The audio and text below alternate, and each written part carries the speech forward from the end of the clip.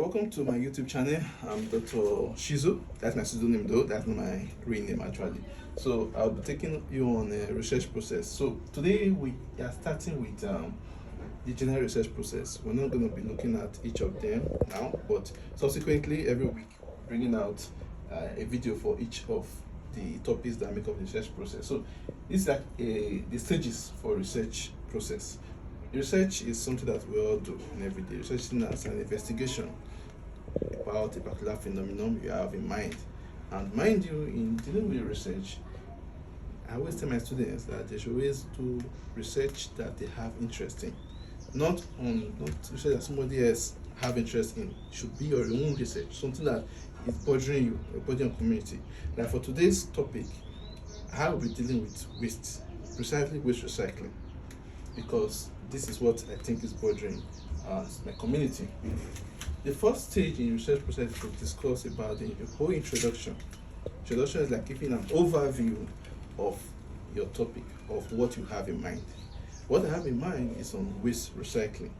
And the reason I'm having that in mind is that I observe that in my community, waste is dumped indiscriminately, despite the fact that we have recycling plants in some strategic places in the community. But the community is still very dirty. People dump waste indiscriminately. In fact, waste that ought to be recycled. So that is my own interest. My topic for today will be knowledge and attitude towards waste recycling. So that is it. That is just my overview. So I'll write an overview of it to discuss about waste recycling, an overview about waste attitude towards waste recycling, as the case may be. So as I said before, the topic is on knowledge and attitudes in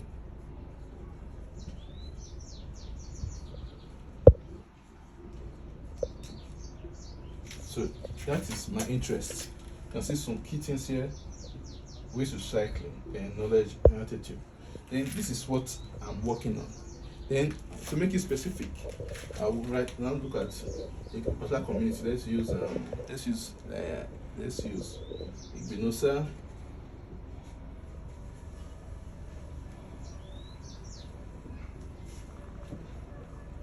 This is our studio name. It's a studio name. It's not really real, but that can work. Then I have that in mind. So my introduction, I have to introduce the work. I have to give people an overview of what I'm working on. Then when I've done that, I have to write what we call research questions. This is just like I'm just doing a skeletal work for my research this time. Thank you. This is not just stages of it. The research question are seen as questions that will help me to answer the problem I have in mind. The problem I have in mind is what? Waste recycling. The knowledge and the attitude of waste recycling among residents in Igbinosa community. That is the main problem. So what are questions that will help me to answer this basic problem? And the questions need to be measurable, need to be specific, and need to be researchable. Very key. Put that in mind. Then for example, I can say this is one of the research questions. What is the level of knowledge of the community towards waste recycling? Be one of the questions. One question: what is the attitude? What are the attitudes? You understand? Then I can go further to bring extraneous variables to it. Does gender influence their knowledge? Does their location influence their knowledge? Does their criminal status influence their knowledge? So those are some variables. So those questions that will help me answer this problem I have on mind are what we call what? Research questions. Very, very key. And these research questions will help me in conducting my background research.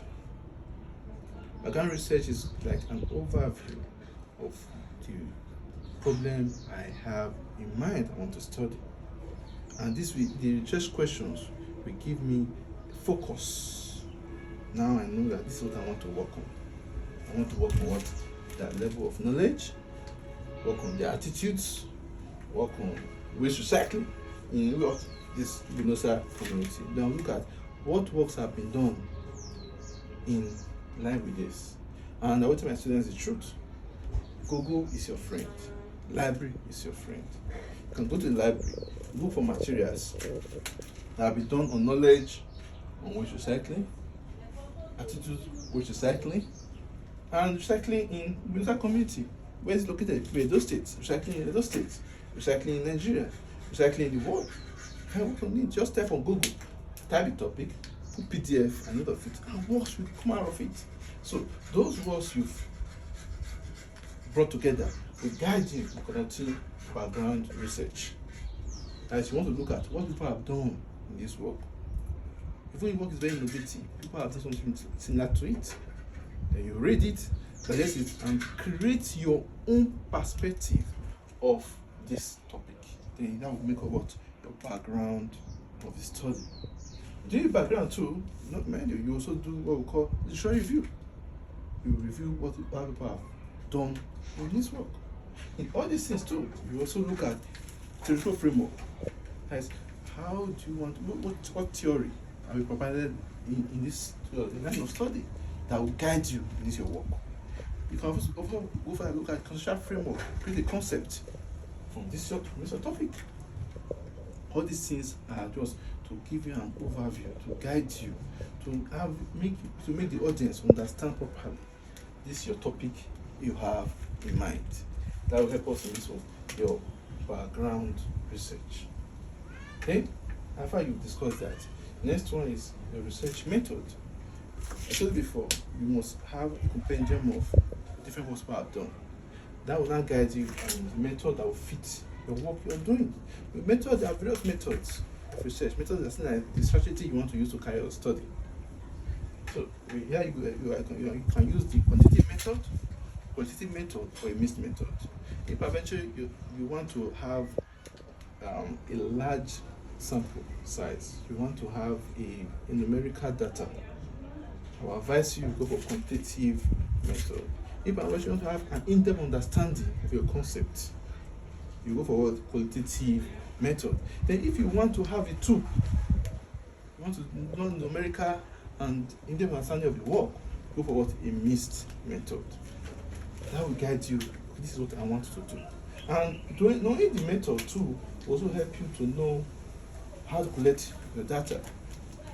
If I want to do a quantitative research, quantitative method, that I want a very large sample set, I want to use a survey or a correlation study, I will certainly use what we call a questionnaire. Questionnaire, most of us have seen questionnaire before.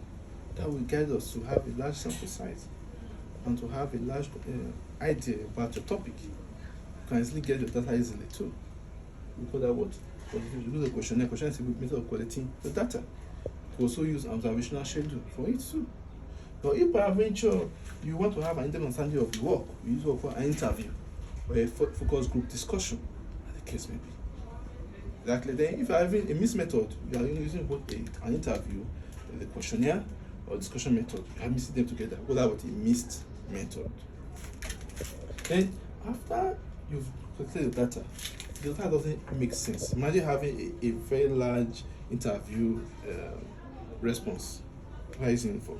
Or a large data of questionnaire. It doesn't make any sense. So the process of reducing those information to a means in which you can interpret it for the audience to understand, call that analysis of data. There are various tools that we can use for that. We can use various softwares that we use for that, and there are various statistical tools to use. You can use the mean, standard deviation, you can use the regression for efficient statistics, you can use the t-test, as the case may be. For the qualitative data, you can use the thematic analysis for it, or cognitive analysis, case may be. So all these things are, this analysis aspect, the main aim is that after getting data, how do you make your data reasonable for the audience to understand? You interpret the data and draw your inference and draw a conclusion from it. Then when you don't analyze your data, let me also say this. The analysis of data, most times, you can give to analysts to help you do that. It's free. You can give to analysts to help you analyze your data because maybe you don't have an interest in statistics. That can be done. Or if you want to do it yourself, you are going to go classes for that. Then after analyzing your data, you draw a conclusion. Your conclusion is based on your findings you gotten from your study. You can't draw a conclusion from another person's study. It's not possible. It won't make any sense. So based on what you discovered, that will not guide you in drawing conclusion. Like our example I mentioned before about recycling. After doing my data, I discovered that the people in that community, they have high knowledge of waste recycling, but the attitude towards recycling is poor or is negative. In view of this shows that there's a need to make them have concern about waste recycling. That can be a conclusion for this study. Exactly. Then after you've done conclusion, you present your findings. Present your findings as saying presentation of your whole report. I'll bring your whole report to this. So because now you've all these things, they are all in piecemeals. So when you bring it together, so that the audience will understand properly what you've written, call that presentation of what your findings. Because you're bringing your findings that way, just bringing tables just like that, no discussion of the findings, no summary, just giving us piecemeal as the case may be, the work won't make sense. When you bring everything together, you conceptualize everything, or your work from beginning to the end, that work presentation of your findings. Guys, your audience will understand what you've done. And your audience is dependent on whether you are dealing with the laymen or you are dealing with scholars. So any work you're doing, the best thing that you should have, if you know your audience that you want to portray, then present the data that way. Then after presenting your data is presented of your work, you have to reflect on the process. Because now, aside from now, those of you are watching this video now, it might be your first time doing research. See, it might be your first research you are doing. You must reflect on it to know the mistakes you've made, to know your limitations in doing this work, so that in future work you will do the right thing. In view of this, I've just gone through the whole research process. If you have questions, you need more clarification, just let me know. I'll go back and discuss it properly. Then subsequent videos, we will look at detail each of these components. Like next week, we'll look at the background of the study, what it entails. Then we'll look at some of the problem later on, research questions. So in view of this, thank you for listening. Have a nice day.